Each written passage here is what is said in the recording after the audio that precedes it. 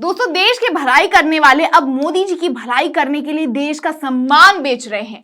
जिस देश को दुनिया लोकतंत्र के लिए जानती है, उसके इतिहास को बरगला रहे हैं।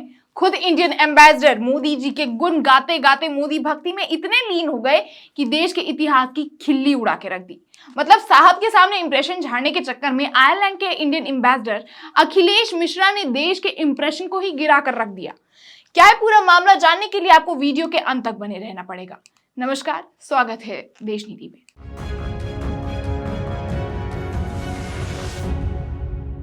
देश नीति, केवल सच्ची और पक्की खबरें। अखिलेश मिश्रा, आयरलैंड के इंडियन एम्बेसडर ने जब द आयरिश टाइम्स को, वहां की जो मीडिया एजेंसी है आयरलैंड की, उन्हें एक लेटर लिखा दोस्तों, तो आप चौंक जाएंगे देख के कि उस लेटर में सिर्फ मोदी जी की तारीफ और देश के इतिहास को बेइज्जत करके देश के पहले सत्ताधारियों का मजाक बनाया गया है। और तो और दोस्तों, एक आजाद हिंद की बेइज्जती करते हुए अखिलेश मिश्रा को, जो भारतीय एम्बेसडर ही है, जो वहां पर भारतीय एम्बेसडर का जो ऑफिस है, यानी India in Ireland embassy of India के ऑफिशियल ट्विटर अकाउंट ने पक्षपात करने का आरोप लगा दिया। मतलब एक तरफ इंडियन एम्बेसडर हिंदूवादी नरेंद्र मोदी की तारीफ करते हैं और भारत के इतिहास को करप्ट बोलते हैं, वहीं दूसरी तरफ इंडियन एम्बेसी के ऑफिशियल्स, जो ऑफिशियल ट्विटर है, उन्हें इसी बात पर कोसते हैं। इससे ये तो हालांकि साफ हो जाता है कि जैसे अभी तक हमने देखा है कि कई ऑफिसर ग्रेड्स के पावरफुल ऑफिसर साहब को खुश करते करते पक्षपात हो जाते हैं और विपक्षियों की बुराई करते करते देश के इतिहास की बुराई करने लगते हैं, वैसे ही अखिलेश मिश्रा को भी हो सकता है एस जयशंकर की जगह लेनी हो। इसीलिए वो मोदी जी को खुश करने के चक्कर में भारत के इतिहास को विश्व लेवल पे खिल्ली उड़ा रही है, और वो भी सिर्फ मोदी जी को ऊपर रखने के चक्कर में। दोस्तों, मैं आपको बताती हूं उन्होंने अपने पत्र में क्या लिखा है। वो लिखते हैं, मोदी ने अपनी पकड़ मजबूत की। भारतीय प्रधानमंत्री नरेंद्र मोदी को अपने बेदाग व्यक्तिगत चरित्र और ईमानदारी के कारण न केवल भारत में बल्कि विश्व स्तर पर अभूतपूर्व लोकप्रियता और प्रोफाइल प्राप्त है। चूंकि वह किसी विशिष्ट राजनीतिक परिवार से नहीं है, इसीलिए उनका निजी जीवन भारत और अन्य विकासशील देशों के लाखों आम लोगों को प्रेरित करता है। श्री नरेंद्र मोदी ने युवाओं के लिए जो है भारत को स्टार्टअप और यूनिकॉर्न कंपनियों का तीसरा सबसे बड़ा केंद्र बनाना, महिलाओं के लिए लिंग अनुपात में उल्लेखनीय सुधार और उनके आर्थिक विस्तार सहित सबसे गरीब के सशक्तिकरण और कल्याण पर ध्यान केंद्रित करते हुए विकास के लोकाचार में एक आदर्श बदलाव लागू किया है। भागीदारी, जिसमें अन्य बातों के साथ साथ संसद के 33% आरक्षण यानी 250 मिलियन को गरीबी रेखा से बाहर निकालना शामिल है। भारत के लोग जमीनी स्तर पर लोकतंत्र की जीवंतता को देखने के लिए उत्साहित हैं। अब यहाँ तक फिर भी ठीक था दोस्तों, देश के एम्बेसडर जो हैं मोदी जी की तारीफ कर भारत का सम्मान बढ़ा रहे थे, लेकिन इसके बाद जो उन्होंने लिखा है पढ़ के मोदी जी को भी इन्हें कुछ ना कुछ जरूर कहना चाहिए, क्योंकि इनकी तारीफ तो फिर भी ठीक थी, लेकिन देश के इतिहास को अंतर्राष्ट्रीय लेवल पे बरगलाना एक पढ़े लिखे इंडियन फॉरेन ऑफिसर को शोभा नहीं देता। खैर, आगे वो लिखते हैं, भ्रष्टाचार की गहरी जड़ें जमा चुके मोदी जी भारत में एक ही वंशवादी पार्टी द्वारा पहले 30 वर्षों सहित 55 साल के शासन द्वारा निर्मित भ्रष्टाचार के खिलाफ लड़ाई मोदी जी की लगातार बढ़ती लोकप्रियता के पीछे एक प्रमुख कारक है।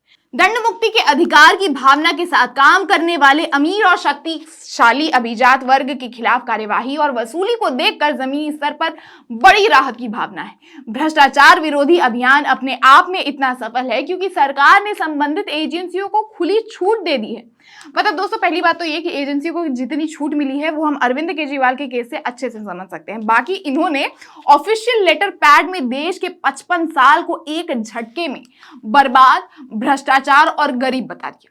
जिसके बाद भी ये रुकते नहीं हैं, लिखते हैं, राजनेताओं, गैर सरकारी संगठनों और मीडिया द्वारा भ्रष्टाचार और कर चोरी का नापाक बहुस्तरीय जाल भ्रष्टाचार के सभी मामलों को स्थापित प्रक्रिया के अनुसार सख्ती से चलाया जाता है। भारत का 80% हिंदू बहुसंख्यक राष्ट्र के रूप में एक रूढ़िवादी वर्णन काफी मिसलीडिंग है, क्योंकि हिंदू धर्म बुद्ध या ईसा मसीह के जन्म से सदियों पहले से ही स्वाभाविक रूप से ज्यादा रहा है। संख्यात्मक रूप से भारत के हिंदू यूरोपीय संघ और उत्तरी अमेरिका की पूरी आबादी से अधिक है। दोस्तों, ये चंद लाइन पढ़ के क्या लगता है? ऐसे शब्द आपने कभी पहले सुन रखे हैं? क्योंकि आजकल हमारे देश में ऐसी बातें सुनना कोई बड़ी बात नहीं, ये यही चल रहा है। आए दिन मीडिया डिबेट्स में आपको यही हिंदूवादी बातें देखेंगी और बीजेपी नेता प्रवक्ता खासकर ऐसी बातों को उठाते भी दिखते हैं। और वही बातें एक पढ़े लिखे आईएफएस ऑफिसर जो कि आयरलैंड में एज एन इंडियन एम्बेसडर इतने बड़े कुर्सी पर हैं, वो बोल रहे हैं। कितनी शर्मनाक बात है, कितनी बेइज्जती वाली बात है कि एक आईएफएस ऑफिसर भगवान जाने कौन से लालच में देश के बारे में ऐसे शब्दों का प्रयोग विदेशी मीडिया के सामने कर रहा है, जिसमें खुद इन्हीं के ऑफिस से ऑफिशियल ट्वीट लिखा जाता है। लिखते हैं, आप देखिए, ambassador Akhilesh IFS rejoinder to Irish Times, यानी उनके द्वारा जारी पत्र के जवाब में वो लिखते हैं, अत्यधिक पक्षपातपूर्ण और पूर्वाग्रह से ग्रसित संपादकीय मोदी ने अपनी पकड़ मजबूत की और ऐसी टिप्पणी भारत के प्रधानमंत्री पर ऑब्जेक्शन लगाता है कि नरेंद्र मोदी भारतीय लोकतंत्र, कानून परिवर्तन संस्थाएं और भारत के हिंदू बहुसंख्यक लोग को काबू किए हुए हैं।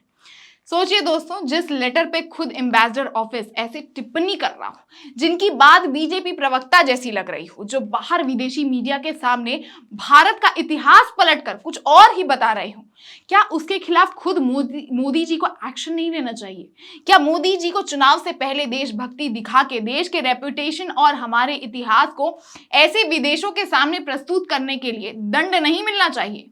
आप क्या कहना चाहेंगे? क्या अखिलेश मिश्रा को भारत के एम्बेसडर की जगह मिनिस्ट्री ऑफ फॉरेन की कुर्सी चाहिए थी, जिसकी वजह से वो मोदी जी की तारीफों की पुल बांधने में अपने कर्तव्य तक को भूल गए? अपनी राय हमें कमेंट बॉक्स में जरूर बताएं दोस्तों, और हम आप तक ऐसी खबरें पहुंचाते रहें, इसके लिए आपको हमारे चैनल देश नीति को अपना प्यार और अपना समर्थन देना होगा। चैनल को सब्सक्राइब कीजिए, ज्यादा से ज्यादा शेयर कीजिए, वीडियो पसंद आया हो तो इसे लाइक करना बिल्कुल मत भूलिएगा, और हमें इंस्टाग्राम और फेसबुक पे फॉलो भी कीजिए। देखते रहिए, जुड़े रहिए देश नीति के साथ। धन्यवाद।